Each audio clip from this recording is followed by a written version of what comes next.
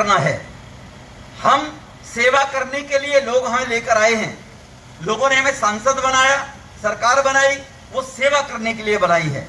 उसी निमित्त, उसी कड़ी के निमित्त हम सब लोग सेवा भाव से काम कर रहे हैं। लेकिन हम सेवा कर रहे हैं, ये तो ठीक है, हम कर रहे हैं। दुनिया में, देश में एक परसेप्शन ऐसी बन गई है पॉलिटिकल लोगों के बारे में, तो वो पॉलिटिकल लोगों के बारे में जो बन गई है कि शायद सेवा ना करके राजनीति के काम करते हैं, उसको दूर करने के लिए आप लोग सही मायने में जो कोरोना वायरस अभी फैला है, ये महामारी है, इसमें सबसे बड़ा कोई योद्धा है।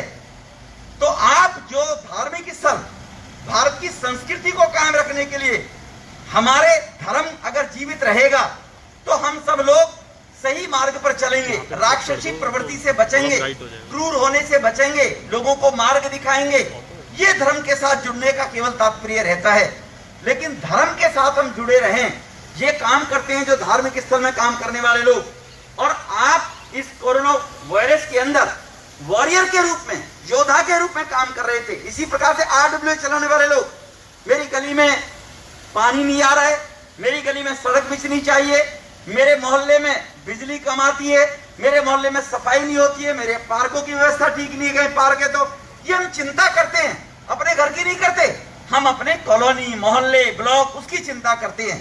तो समाज की सेवा के रूप में जो आप कार्य कर रहे हो, और इस कोरोना वायरस के अंदर भी आप इस बात की चिंता करते रहे, यहाँ कैंप लगे, वहां कैंप लगे, तो हम राजनीति में काम करने वाले लोग, हमें तो MP बनना है, MLA बनना है, काउंसिलर बनना है, हमारे स्वार्थ हो सकते हैं थोड़े बहुत कहीं ना कहीं, भले ही सेवा भाव से काम कर रहे हैं, लेकिन सही मायने में सेवा का काम करने वाले लोग हैं तो आप लोग हैं। कोई NGO में बुजुर्गों में काम कर रहा है, कोई NGO में दिव्यांगों में काम कर रहा है, कोई पानी के ऊपर काम कर रहा है, पानी मिलना चाहिए।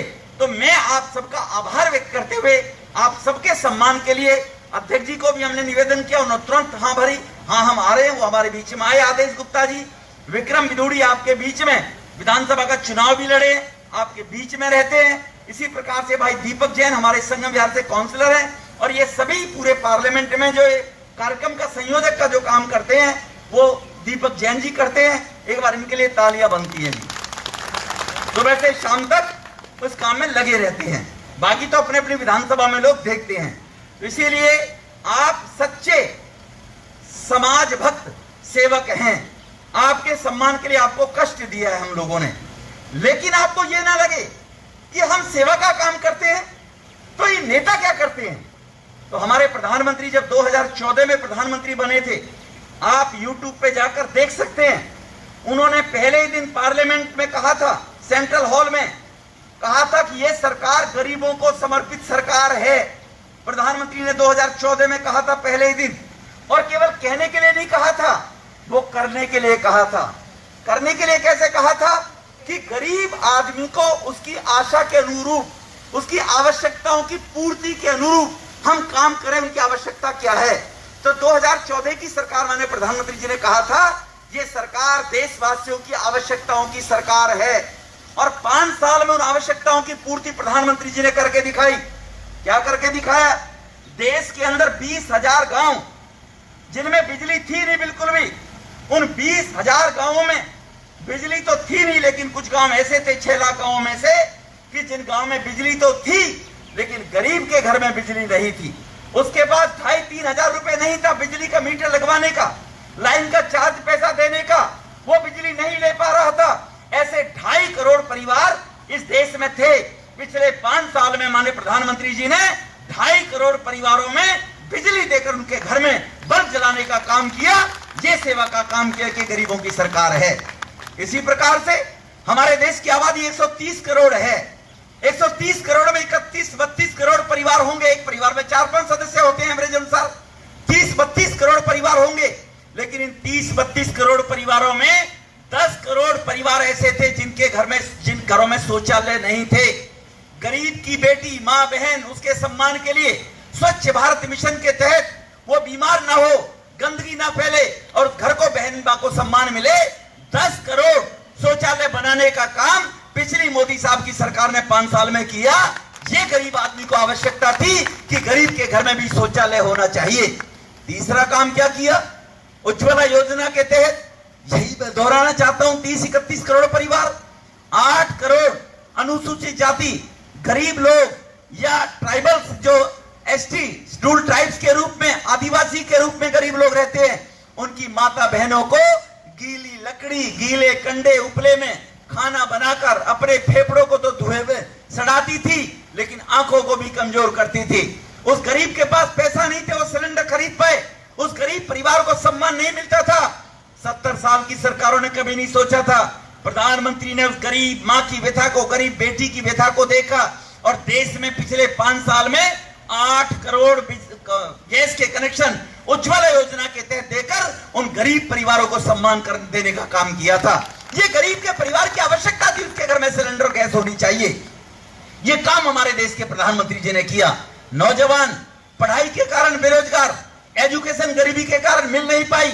बड़ा मजाक उड़ाया था कांग्रेस के नेताओं ने जब कहा था कि गरीब आदमी को कोई काम नहीं मिलेगा तो कहीं पकौड़े बनाकर घर का गुजारा कर सकता है, क्योंकि उनको जानकारी नहीं है कांग्रेस के मेरे भाइयों को, उनको पता ही नहीं है देश में गरीब की क्या हालत है। अरे भाई, वो गरीब जब रेहड़ी लगाता है सब्जी बेचने की, वो गरीब जब पकौड़े की दुकान लगाता है, उसके पास 4000 रुपए नहीं है उस रेहड़ी को लगाने के लिए, वो एक साहूकार के पास जाता है और साहूकार उसको 2000 रुपए देता है और 2000 रुपए के बदले उससे उसके खून पसीने की कमाई के 200 रुपए रोज लेता है कि 2000 दूंगा, 200 रुपए रोज लूंगा, ले जा तू पैसे। ऐसे गरीब लोगों को रोजगार मिल जाए, जिसके पास रिक्शा चलाने के लिए, रेहड़ी चलाने के लिए वो 20-25 साल का हो गया, वो 40 साल का हो गया। अरे वो 40 साल का हो गया तो किसका दोष है? ये देश में शासन करने वाले लोगों का दोष है कि वो 40 साल के को की नौकरी मिलेगी क्या?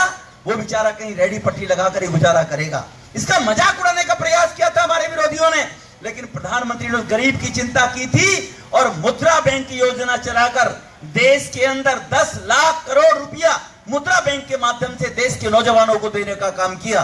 किसी की छोटी दुकान थी, परचूने की दुकान थी, बड़ी दुकान करने के लिए उसने 3 लाख रुपए लोन लिया, किसी ने कपड़े की दुकान बड़ी करने के लिए पैसा लोन लिया, किसी ने रेस्टोरेंट बनाने के लिए लोन लिया। ऐसे छोटे मोटे काम करने के लिए, साइकिल रिपेयरिंग से लेकर टेलीफोन रिपेयरिंग के लेकर, ये बैंकों के माध्यम से 10 लाख हजार करोड़ रुपया पिछले 5 साल में मुद्रा बैंक के माध्यम से गरीबों के अंदर बैंकों के माध्यम से लोन दिया गया।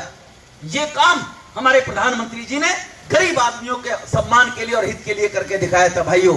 इसलिए आप सब जानते कोरोना वायरस जैसी बीमारी फैल रही है, गरीब आदमियों को इस बात के लिए जान देनी पड़ गई, अस्पताल उनके परिवार के लोगों को एडमिशन नहीं हुआ था।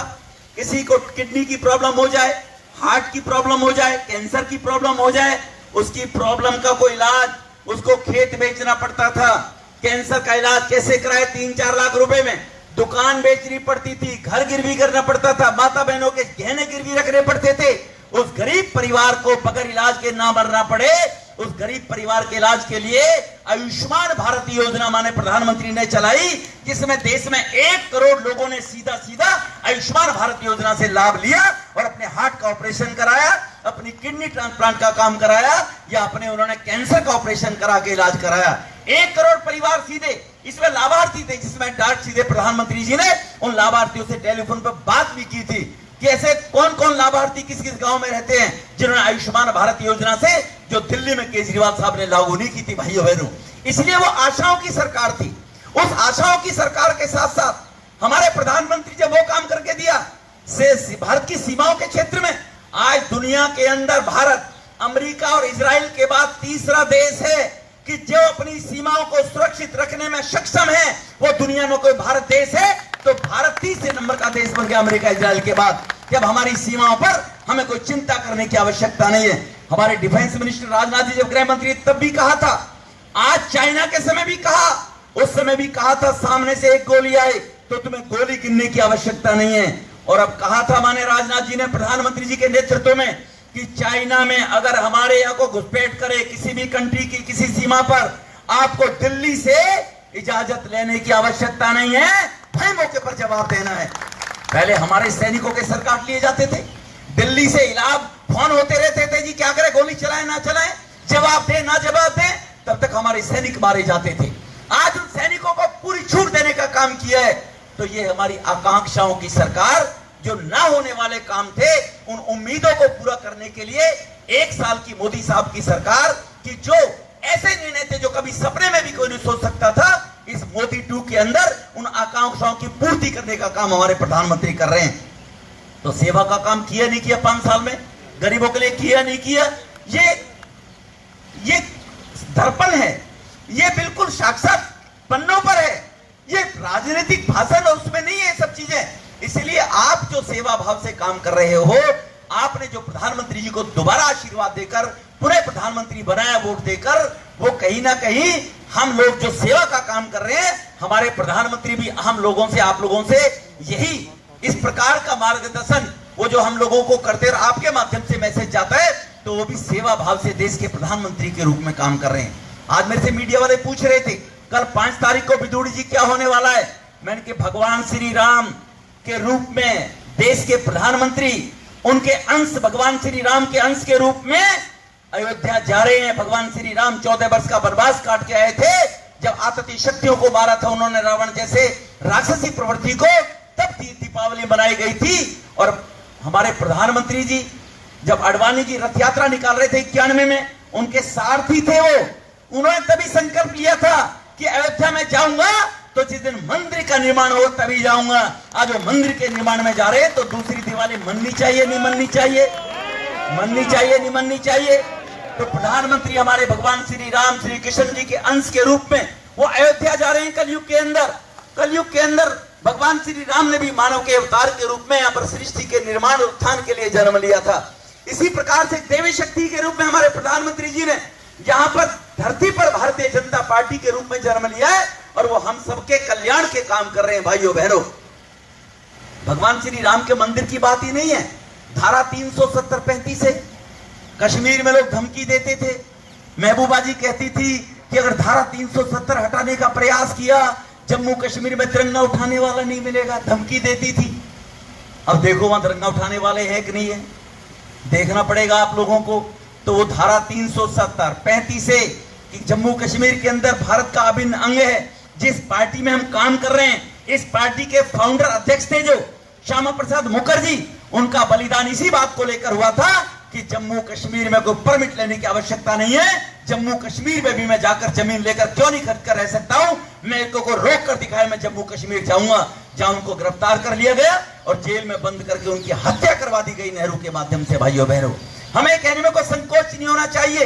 ये पार्टी का गठन अगर हुआ है तो राष्ट्रवादी शक्तियों को मजबूत करने के लिए, देशवासियों की आशाओं को पूरा करने के लिए और आकांक्षाओं को, उनके सपनों को साक्षात विद्यमान रखने के लिए सरकार हमारे बीच में, हमारे प्रधानमंत्री उसी सेवा के रूप में काम कर रहे हैं। तो यही थोड़ी बहुत जानकारी आप सब लोगों को रहे, ये बात कहने के लिए मैं आप सबके सामने, अध्यक्ष जी ने हम सब लोगों का संबोधन करना है और फिर एक के बाद एक सभी का सम्मान अध्यक्ष जी हमारे बीच में आदेश गुप्ता जी करेंगे।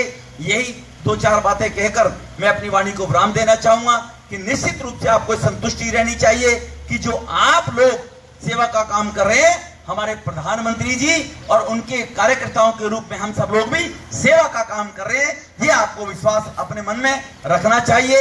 इसी निमित्त अपनी वाणी को मैं विराम देते हुए मैं आप सब लोगों का आभार व्यक्त करता हूं।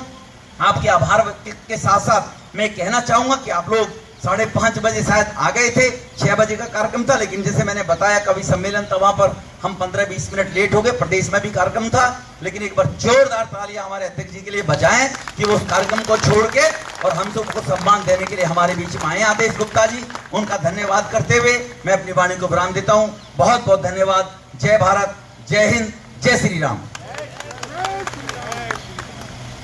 भारत माता की। साथियों, हम सभी को याद होगा कि 2014 के अंदर भारतीय जनता पार्टी के कार्यकर्ता के रूप में या लाखों करोड़ों कार्यकर्ता गली गली मोहल्ले में एक नारा लगाते थे कि विश्वास करो तुम मोदी पर, यह नवयुग का निर्माता है, ऐसा नेता इस धरती पर युगों युगों में आता है। उस समय भारतीय जनता पार्टी का कार्यकर्ता मोदी जी पर विश्वास करने की अपील कर रहा था, लेकिन मोदी जी के देश संभालने के बाद और स्वच्छता अभियान से लेकर के और राम मंदिर निर्माण तक अगर हमने उस समय विश्वास करने की अपील की थी तो ANI के सर्वे के अंदर आज देश की 78% से ज्यादा आबादी मोदी जी पर संकट के समय में सबसे ज्यादा विश्वास करते तो मोदी जी पर करते। कहीं ना कहीं उनके रूप में, चाहे सांसद जी के रूप में लगातार सेवा भाव से जो दक्षिण दिल्ली के अंदर काम कर रहे हैं, अपने विश्वास को लगातार जनता में बढ़ाने के सिवाय हमारा कोई और अंतिम लक्ष्य होना ही नहीं चाहिए। ये जो गुरु मंत्र हमें हमारे देश के यशस्वी प्रधानमंत्री और हमारी पार्टी के संस्कारों से मिला है, मैं निवेदन करता हूं हमारी पार्टी के प्रदेश अध्यक्ष आदरणीय आदेश गुप्ता जी वहां हैं और हम सभी का मार्गदर्शन करें।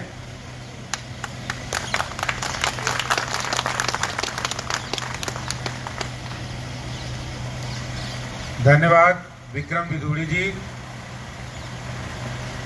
दक्षिणी दिल्ली लोकसभा क्षेत्र के लोकप्रिय सांसद, भारतीय जनता पार्टी दिल्ली प्रदेश के वरिष्ठ नेता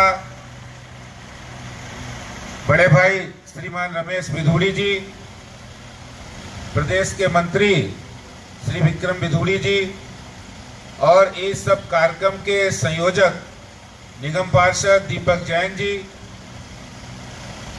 तुगलकाबाद विधानसभा क्षेत्र के सभी यहाँ आए हुए RWA, NGOs, धार्मिक संस्था और ट्रेडर्स एसोसिएशन और विभिन्न सामाजिक धार्मिक संगठनों के सभी पदाधिकारी, सदस्यगण, भाइयों और बहनों, अभी जब मैं रास्ते में आ रहा था कार्यालय से तो मुझे बिधूड़ी जी बता रहे थे कि कोरोना वॉरियर्स के रूप में जो काम आप लोगों ने किया है, पार्टी के नाते हमारे कार्यकर्ता लगातार सेवा का काम करते रहे, लगातार भोजन देने की काम, राशन देने का काम, मोदी किट देने का काम, सैनिटाइजर, मास्क वितरण का काम पार्टी के कार्यकर्ताओं ने किया है। और पार्टी के कार्यकर्ता, जो हमारी सोच है, पंडित दीनदयाल उपाध्याय जी का सिद्धांत, डॉक्टर श्यामा प्रसाद मुखर्जी जी की नीतियां कि हमें समाज के अंतिम सीढ़ी पर बैठे व्यक्ति को सहायता पहुंचाना, उनकी मदद करना, उसको समाज और विकास की मुख्य धारा में लाना, ये हमारा काम है।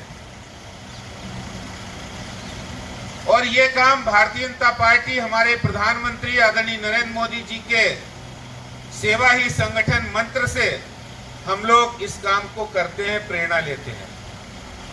लेकिन वास्तव में आप लोग बधाई के पात्र हैं कि आप लोग बिना किसी स्वार्थ के एक सामाजिक संगठन के सदस्य के नाते, एक धार्मिक संगठन के पदाधिकारी के नाते ट्रेडर्स एसोसिएशन चलाते हैं, मार्केट एसोसिएशन चलाते हैं।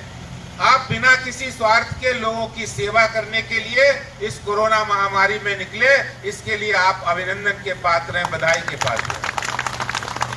और मैं बधाई देना चाहता हूं हमारे सांसद रमेश बिधूड़ी जी को और उनकी टीम को कि उन्होंने आपको यहां बुलाया और कोरोना वॉरियर्स के रूप में जहां अपने जान की परवाह न करते हुए आप लोगों ने सेवा के काम के लिए आप लोग निकले। जब कोरोना संकट था, लोग घरों से नहीं निकल रहे थे, जरूरतमंद जो हमारे गरीब मजदूर, प्रवासी भाई, किराएदार, जो रिक्शा चालक थे, जो डेली वेजर थे, उनकी मदद करने के लिए आप लोगों ने हाथ बढ़ाया। मैं समझता हूं कि इंसान की सेवा करने से बड़ा कोई सेवा का काम नहीं, कोई धर्म नहीं है। मंदिर में जाकर हम पूजा अर्चना करते हैं, वो भी जरूरी है, लेकिन इंसान की सेवा करना, जरूरत के समय और संकट के समय सेवा करना, इससे बड़ा कोई धर्म नहीं हो सकता है। और वो धर्म निभाने का काम हमारे प्रधानमंत्री नरेंद्र मोदी जी कर रहे हैं और उनकी प्रेरणा से भारतीय जनता पार्टी के कार्यकर्ता कर रहे हैं। और आपने इतना महान काम किया, इसके लिए आप अभिनंदन के पात्र हैं। मैं आपको बताना चाहता हूं कि कोरोना संकट के दौरान कितनी कठिनाइयां थी और कोरोना संकट को कितनी सूझबूझ के साथ, कितनी तत्परता के साथ हमारे प्रधानमंत्री नरेंद्र मोदी जी ने उसको संभाला है। आपको ध्यान होगा दिल्ली के अंदर दिल्ली के मुख्यमंत्री साहब जब अप्रैल के अंदर जब लॉकडाउन लगा और अप्रैल में जब केसेस बढ़ने लगे तो उन्होंने एक बयान दिया था कि दिल्ली वालों को डरने की जरूरत नहीं है, दिल्ली वालों को घबराने की जरूरत नहीं है, हम 30,000 बेड की व्यवस्था करेंगे। आप बताइए, आप में से किन किन लोगों ने ये बयान सुना था? उनका किस किस ने सुना था? उन्होंने टीवी पर आकर 24 अप्रैल को कहा था कि हम 30,000 बेड की व्यवस्था करेंगे, आपको डरने की जरूरत नहीं है। और उसके बाद के जो दृश्य आपने देखे, जैसे कोरोना केस बढ़ते गए, लोगों के अंदर डर और भय हो गया। एक बार तो दिल्ली के उप मुख्यमंत्री साहब बाहर आ गए और जब केस बढ़ने लगे उनके हाथ से मामला निकलता गया, क्योंकि उन्हें काम करना नहीं आता। वो हॉस्पिटल में दौरा नहीं करते थे, वो जमीन पर देख नहीं रहे थे। एलएनजेपी हॉस्पिटल के दृश्य आप लोगों ने, सब लोगों ने देखे होंगे, जब एक तरफ डेड बॉडी पड़ी है और दूसरी तरफ मरीज है। ऐसे दृश्य देखने को मिले। और जब ये दिल्ली के उप मुख्यमंत्री मीडिया में आके कह रहे कि दिल्ली में तो 31 जुलाई तक 5.5 लाख केस हो जाएंगे। अच्छा, आप लोग ये बताओ, कोई चुनी हुई सरकार है, कोई मुख्यमंत्री है, कोई उप मुख्यमंत्री है, दिल्ली की जनता ने आपको किस लिए चुन के भेजा है? जब संकट के समय आप मदद नहीं कर सकते, जब संकट के समय उनका इलाज नहीं करा सकते, जब संकट के समय आप लोगों को कोई ट्विटर पर भेजता था कि केजरीवाल जी मेरी मदद कीजिए, तो आपने उनकी मदद नहीं की। जब दिल्ली के सरकारी अस्पतालों का बुरा हाल था, प्राइवेट हॉस्पिटल में मनमानी चल रही थी, उसको रोकने का काम नहीं किया है। प्राइवेट लैब में जो टेस्टिंग के रेट थे वो 4800 रुपए थे। और तो और दिल्ली सरकार ने एक बार तो कोरोना केस जब बढ़ रहे थे तो उस समय सारी प्राइवेट लैब को निर्देश दिए कि आप कोई भी टेस्ट नहीं करें, जब तक हम नहीं निर्देश देंगे तब तक कोई टेस्ट नहीं होगा। और इसके बाद जब एलजी साहब ने ऑर्डर किए तब जाके टेस्ट शुरू हुए। जब ये सारे हालात हो गए, दिल्ली परेशान हो गई और दिल्ली के उप मुख्यमंत्री कह रहे डराने के लिए कि 31 जुलाई तक 5.5 लाख केस हो जाएंगे। लोग डरने लगे। बहुत से लोग जिनके दिल्ली के बाहर भी घर हैं, यूपी में, बिहार में, उत्तराखंड में, हिमाचल में, वो लोग बाहर जाने लगे।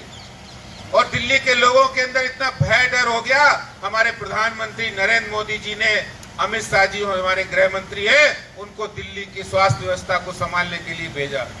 आपने ध्यान दिया होगा, 14 जून के अंदर 9 जून को मनीष सिसोदिया जी का बयान आया था। 14 जून को गृह मंत्री अमित शाह जी ने एक बैठक बुलाई। उसमें दिल्ली के मुख्यमंत्री को बुलाया, दिल्ली के सेक्रेटरी को बुलाया, तीनों एमसीडी के मेयर को बुलाया और सारी व्यवस्थाओं को दुरुस्त करने के निर्देश दिए। और 5 ऐसे बड़े निर्णय लिए। आपको सुन के ये बिल्कुल लगेगा कि जो काम दिल्ली में मोदी सरकार ने किया है, गृह मंत्री अमित शाह जी ने किया है, उसी के कारण से आज दिल्ली कोरोना से सुरक्षित हो पाई है। पहला निर्णय था कि जितनी उस समय डेड बॉडी के क्रीमेशन नहीं हो पा रहे थे, क्रीमेशन को 24 घंटे के अंदर वेटिंग खत्म की। उसके बाद एलएनजेपी हॉस्पिटल का दौरा किया, प्राइवेट हॉस्पिटल की मनमानी रोकने के लिए जो उनके रेट थे उसको 1/3 किया। प्राइवेट लैब का जो रेट था 4800 रुपए, वो 2400 रुपए किया। और दिल्ली के अंदर 6 लाख टेस्ट बिल्कुल फ्री ऑफ कास्ट कराने के लिए 169 टेस्ट सेंटर केंद्र सरकार ने खोले, मोदी सरकार ने खोले। और उसमें हमारे सांसद रमेश बिधूड़ी जी भी गए थे एक बार दौरा करने के लिए। तो मैं आपको बताना चाहता हूं किस तरह से आपको दिल्ली की कमान सौंपी है कि आप काम करेंगे। जब वोट लेने की बात थी तो आपने पता नहीं कितने कितने वादे कर दिए, और जब संकट की बात थी तो आप घर से बैठ के एसी कमरे में बैठकर रोज प्रेस कॉन्फ्रेंस करके बातें करते थे कि हम ऐसा कर देंगे, ऐसा कर देंगे, आपको डरने की जरूरत नहीं। और बाद में वही मुख्यमंत्री कहने लगे कि हमको तो कोरोना के साथ ही जीना मरना पड़ेगा। तो मैं आपको बताना चाहता हूं किस तरह से मोदी सरकार ने मदद करने का काम किया है, किस तरह से जो दिल्ली का गरीब तबका है, प्रधानमंत्री गरीब कल्याण अन्न योजना के अंतर्गत 70 लाख लोगों को मार्च से लगाकर नवंबर तक का मुफ्त राशन देने का काम प्रधानमंत्री नरेंद्र मोदी जी ने किया है। 20 लाख से अधिक हमारी जो माताएं बहनें हैं जिनके जनधन अकाउंट 2014 में खोले गए थे, उनके अकाउंट के अंदर 500 रुपए प्रति माह के हिसाब से डालने का काम, राशि पहुंचाने का काम हमारे प्रधानमंत्री नरेंद्र मोदी जी ने किया है। ये जो संकट में खड़े रहने वाली बात है, ये अगर कोसी को सीखना है और भारतीय जनता पार्टी का एक एक कार्यकर्ता, देश का एक एक व्यक्ति अगर कोई सीखता है तो हमारे प्रधानमंत्री नरेंद्र मोदी जी से सीखता है कि संकट के समय देश की सीमाओं की रक्षा कैसे की जाती है और गरीब से गरीब, आम से आम व्यक्ति की जीवन की रक्षा कैसे की जाती है। ये प्रधानमंत्री नरेंद्र मोदी जी ने करके दिखाया है। उनके लिए देश की सीमाएं, जहां एक और देश की सीमा पर चीन का संकट था, उसको जवाब देने का काम भी हमारे प्रधानमंत्री जी ने किया है। और कोरोना संकट से जूझती हुई जो हमारी जनता है, उसको संभालने का, उसको संरक्षण देने का, उसकी रक्षा करने का काम भी प्रधानमंत्री मोदी जी की सरकार ने किया है और हमारे सांसदों ने किया है, हमारे विधायकों ने किया है, पार्टी के कार्यकर्ताओं ने अपने जान की परवाह न करते हुए लोगों की मदद करने का काम किया है।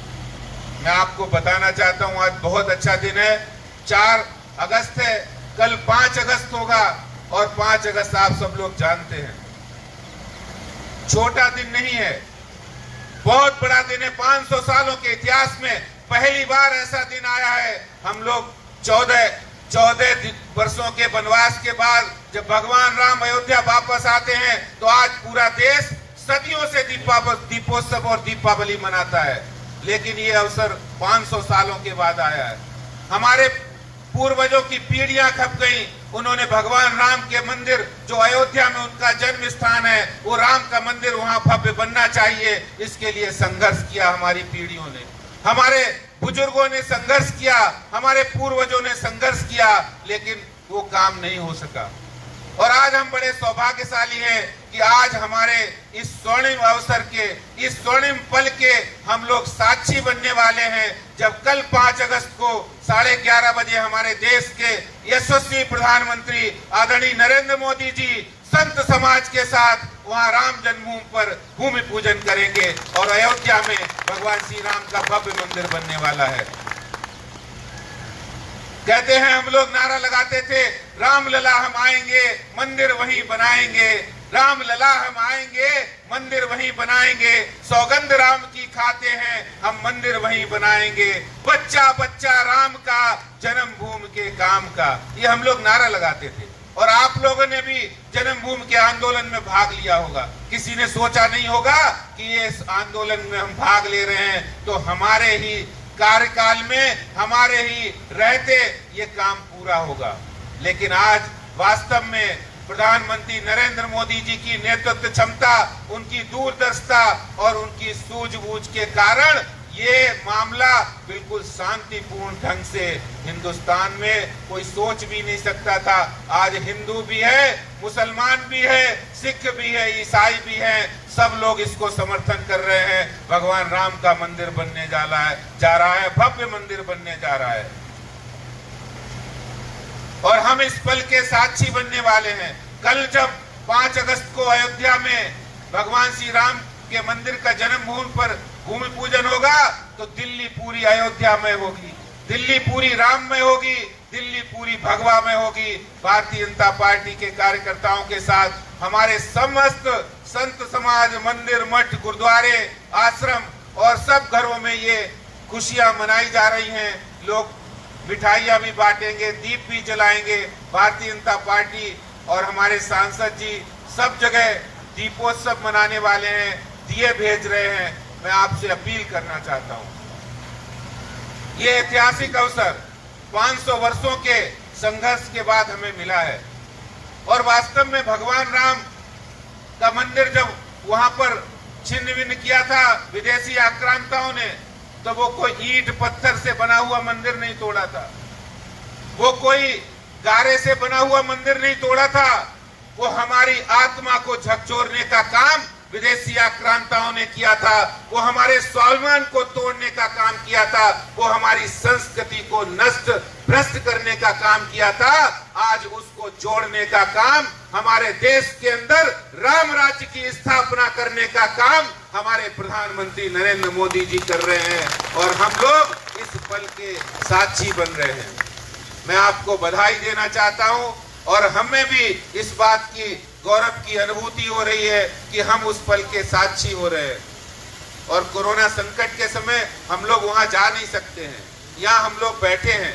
इस कोरोना संकट की लड़ाई में आप लोगों ने जो अग्रणी भूमिका निभाई है, देश के लिए, समाज के लिए सेवा का काम किया है, उसके लिए आप अभिनंदन के पात्र हैं। क्योंकि मानवता के इतिहास में अगर कोई इतिहास में याद किया जाएगा तो इस कोरोना संकट में जिन लोगों ने सेवा के काम के लिए आगे बढ़कर मदद की है, आगे आए हैं, उनको इतिहास के अंदर याद किया जाएगा।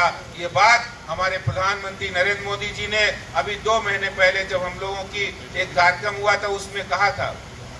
ये इतना बड़ा सेवा का यज्ञ हुआ है इतिहास के अंदर। आप अमेरिका देख लें, यूरोप देख लें और विदेश के इन देशों में अंतर्राष्ट्रीय स्तर पर इतना सेवा का काम गैर सरकारी स्तर पर किसी ने नहीं किया है। गैर सरकारी स्तर पर यानी सब सामाजिक संगठन, धार्मिक संगठन और सभी संगठनों ने मिलकर जो सेवा का काम किया, अद्भुत है। इसके लिए हमारे प्रधानमंत्री जी ने कहा है, हम ऐसे लोगों को सैल्यूट करते हैं, सम्मान करते हैं। और मैं आज के इस कार्यक्रम के लिए बहुत बहुत बधाई देना चाहता हूं हमारे सांसद, लोकप्रिय सांसद रमेश पिदुड़ी जी और उनकी पूरी टीम को, और आप लोगों को विशेष बधाई और धन्यवाद के साथ मैं अपनी वाणी को विराम दूंगा, समाप्त करूंगा। बहुत बहुत धन्यवाद। जय जय श्री राम, जय जय श्री राम, जय जय श्री राम।